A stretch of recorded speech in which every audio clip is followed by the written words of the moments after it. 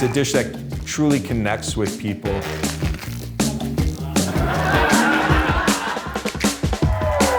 No one in America is cooking quite like Chef Phillip Foss. So what we are going to be demonstrating for you guys today is our signature dish at El Ideas. It is the only course. Every course on our menu comes and it goes real quickly. Very rarely will one stay for more than a month or two, 2 months tops. This course here is the one exception to that. I thought you meant during dinner. Like, wow, a month for one course? That's forever. It is. I'm kidding. Yeah, okay. Anyway, so I've always despised the idea of a signature dish. You know, the idea of a signature dish. If I say that this dish is my favorite, you know, what am I really saying about the rest of them?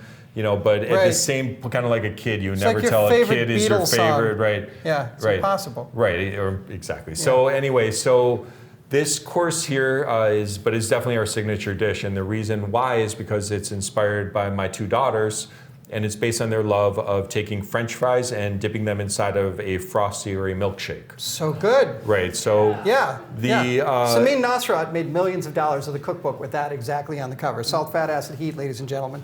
There are a lot of reasons that I just love doing this dish at El. I mean, the first and foremost reason is because it's inspired by my two daughters. Yeah. And when I get up in front of the audience every night, I get to tell them that this dish is inspired by them.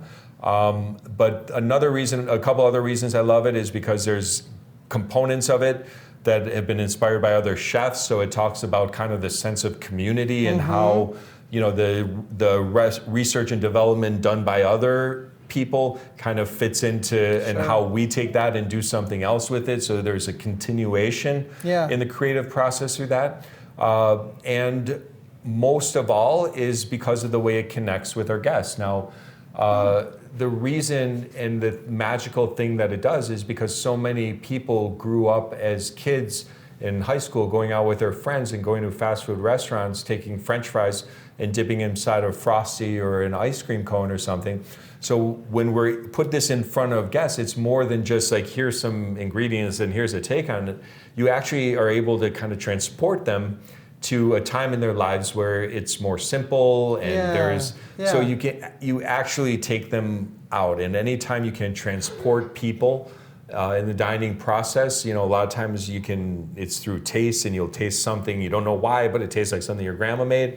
Anytime you succeed with that, it's kind of like getting a fish on the hook, you know, it's yours. Right. You know, all you have to do now is reel it in, you know, but it's a dish that truly connects with people, and it's kind of helped me discover cooking through connecting. Cool. So when would this course come out during the 11 course? It's always kind of in the middle. Okay. And it's a showstopper for sure. Our second variation, the one that we're going to be showing you today, is definitely a lot more visual, and you'll see the improvements made to it. But it was actually improvements through reduction. Through removing. Take away, So what we have here, I definitely want to show everybody the way that we used to do that, and kind of to show that off, we're going to show a short little film, do a couple pauses along the way so you can kind of see what's going on, because it's so much work that I don't want to do it anymore. All right, so can we cue up the film? Play the video? I'll be able to see it here. Yeah. Okay, so those are my two daughters, Talia and Noah. You see that they're in a fast food restaurant taking French fries, dipping them inside of my mouth, in the ice cream cone, and then putting them in my mouth. So here we are in a farmer's market. That's good. This is important to see because, you know, chefs always have to see a chef in a farmer's market, because we didn't get the food from a farmer's market. It's not really farm fresh. So there's the leeks. Leeks are part of it. Potatoes are part of it. There's me acting like a chef. I reinvent French fries and ice cream. There's my kids. It's a bunch of paintings, my kids. This is a restaurant over here that we're in right now. These are just some... Vanilla bean? A vanilla bean, right? So what we're doing here is we're making an ice cream that is based on, it's a potato ice cream. So that's where we're starting with this preparation. So here I'm making the anglaise, pouring hot cream into eggs. And right here I've got mashed potatoes. You see that right there? That's perfect. I'm pouring the ice cream on top of mashed potatoes, and then just combine that. Go ahead. And then straining that. And now this is right when we opened, and we were totally broke back then. And I used to have like an ice cream maker from like Home Depot. We've moved up to liquid nitrogen. Things are better now. All right, here we are. This is a potato leek soup that I'm making right now. Pureeing it, blending it. Vitamix. Passing it, right, Vitamix. I'm sure the strainer is from Volrath. Okay, right here we've got, this is the kind of the cool part of it. This was inspired by one of the chefs who was working there. Paul Kahn of Blackbird has one of his signature salads is made with his potato chouille, which one of our chefs is making right here. Go ahead. So you roll it around here, and then you cut it, and then you deep fry it. So we have to do one of those for every single person. That's why only 28. These were so much work, so frustrating. So that was you just presenting. Now we're in the service, and we're about to serve it. So what we do, we got these crispy potato chouilles. This is the potato ice cream. Now we pipe it inside of the potato chouille, kind of like a cannoli.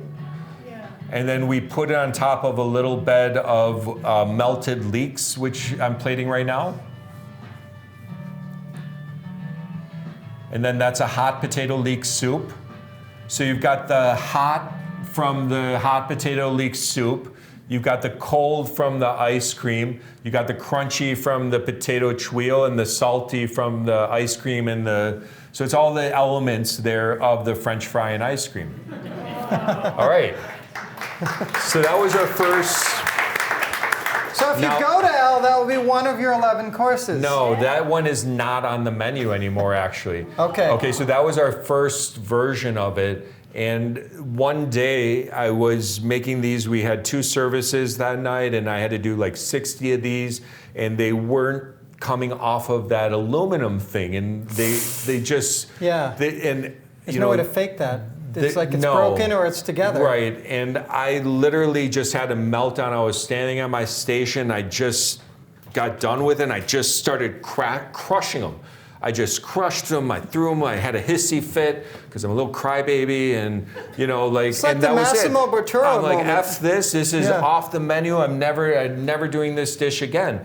And then when I came back from that weekend I took off. I don't know where or how, or I have no recollection when this version of it came into my head, but it did. And it wound up just simply being like lightning in a milkshake glass, and I will show you how that is right now. But first I'm going to need to get the chef together to kind of get preparation so we can kind of do this all at once right now. So can we take a quick little smoke them if you got them?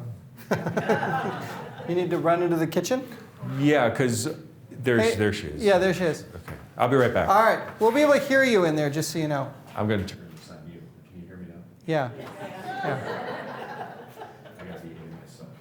Okay, so liquid nitrogen is very cold. It's like about 300 degrees below zero, and it freezes things obviously very instantaneously. Now, this isn't regular ice cream either, but we're going to get this started right away. So we've got this huge dewar of liquid nitrogen right here, which we're going to pour into this bowl.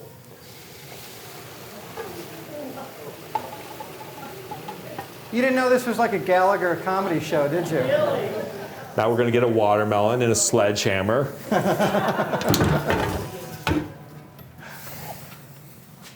All right, so we got the liquid nitrogen here.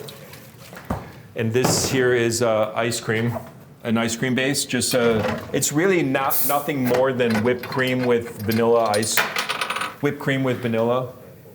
and some sugar. I know I've got this here. I'm going to give this one extra charge. So basic whipped cream canister here. And so this is what we do mid-course. I'll start doing this in the background. And usually this is when we'll get people to come up to the kitchen to see what's going on, because even the most reclusive person really gets kind of intrigued when they see all this science happening back in. Well, it's bubble, toil, and trouble. I mean, come on. I mean, aside from the liquid nitrogen, there really aren't any fancy like molecular chemicals here, you know, and I mean, liquid nitrogen's available everywhere, isn't it? Like if you have liquid nitrogen, you can honestly get it, but if you have it, I mean, you can make this at home. Try this for your next dinner party. You can get it at any Quick Trip. It's right between the crawlers and the decaf. And the so stale it kind of keeps bananas. going and going and going, and we get this huge kind of like structure. It's like a whipped cream bomb. That's, yeah, pretty much. So this is, by this time, everybody's kind of like looking back in the kitchen and seeing what's going on. And like I said, if they haven't gotten up yet, they will now. So then I'll usually flip it over one time like this. I try not to break it because it's a cool thing if we can get it all at once. Can't always. I don't think I will this time. But people always like looking at that.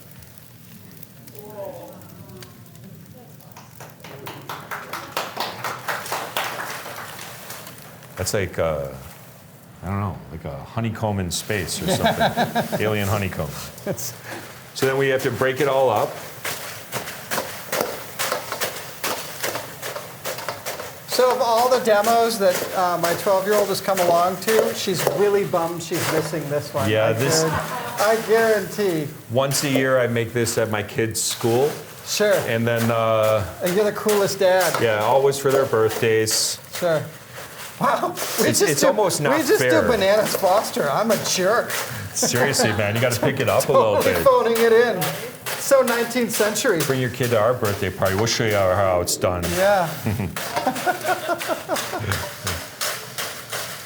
So you got to kind of break this up. It takes a little bit of time, as you see, but it's still like it's kind of like such a fun process, and it's such a spectacle. It's delicious. That it's, you know, people get intrigued, and you know that's what we want, is we want people to be interested, so they'll come back and make the evening more fun.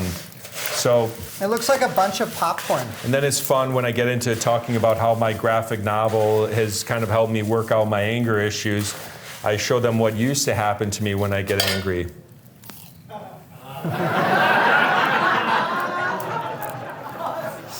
It was a problem. It was a real problem. All right, and that's pretty much it. Now so now the rest of the dish, the French fries are actually like a thrice cooked French fries. They're cooked 3 times. It's a technique developed by Heston Blumenthal in Bray, England. Mm-hmm. And what Fat they do Duck is the name of his restaurant. Fat Duck, exactly.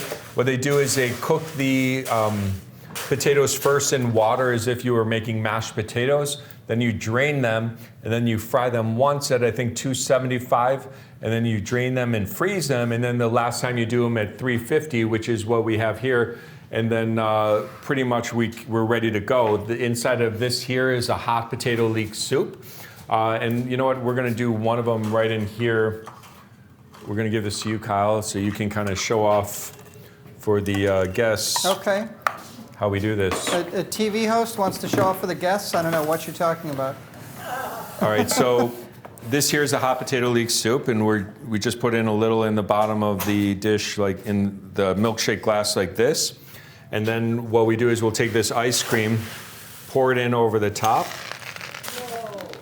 and then we give it to the guests, and then we tell you to drop your spoon to the bottom of the glass. All the way to the bottom. And so, as you'll see, you go to eat it right away. It's like snap, crackle, pop. It's kind of like, because you got the hot soup with that's about 200 degrees above zero. Going into the cold liquid nitrogen, you're pushing that down into the hot soup that's about 300 degrees below zero. What do you get? It's like a combustion. So it's basically a reverse fajita. So now all of a sudden, now we got the same thing, and as you see it really tastes like you're digging in ice cream with French fries. It's amazing. And as you eat it, it kind of changes, and it takes on. It's just got this whole new complexity, and it's much easier for us to do. And it was just kind of like a win-win. So, You know, That's so great. It's kind of weird when you kind of aren't afraid to rip something up and do it and rethink it. You know, a lot of times you come up with a better answer. And I think working on the graphic novel with my cousin, you know, there was one point where we just kind of ripped up the ending and like, let's start it again. And the end result, and I'm sure he'll tell you the same, is we wound up with a much more immersive, complete story. And now this here, it's been on the menu now for about 5 years like this, and this will never come off the menu. I feel like I'm sitting in the parking lot of Cops. Yeah. Eating vanilla custard totally. and stabbing my fries into it, which is a thing we do as a family because, well, one, if we don't have a certain amount of Cops ingested into our system on a regular basis, I'm with you we on lose that. some of our superpowers. But two, that's an incomplete experience if we don't have that sweet, creamy dairy egg combo with the salty. How is it, those of you who've had it? Right? Isn't it crazy? It really is. It's French fries stabbed into that good ice cream. One of the most magnificent things about the course is watching everybody. So everybody's kind of come to the restaurant with this sense of abandon and this little bit of fear, like I said, right? When everybody gets that course and they dip this spoon to the bottom of the glass, it's like, whoop, you snap. And then it's like, oh, now it's like the floodgates are open and everybody can have a good time and there's never... You know, there's so many smiles after people see what happens to it. You know, like we didn't get that with the first one. There was no, aside from, you know, making everybody enjoy the nostalgia of it, there was no extra spectacle. And this one, obviously. With the licking their plates course, you didn't get that? Yeah, you did. We did, but this more, you know, because there's a shock factor with the nobody expects the explosion. Right. No question. We have to make some more here. Well, I think true to the Eater headline, no one in America is cooking quite like Chef Phillip Foss. Certainly no one in Madison is eating like you tonight. Thank you, Chef. Thank you guys so Thank much. you, artists.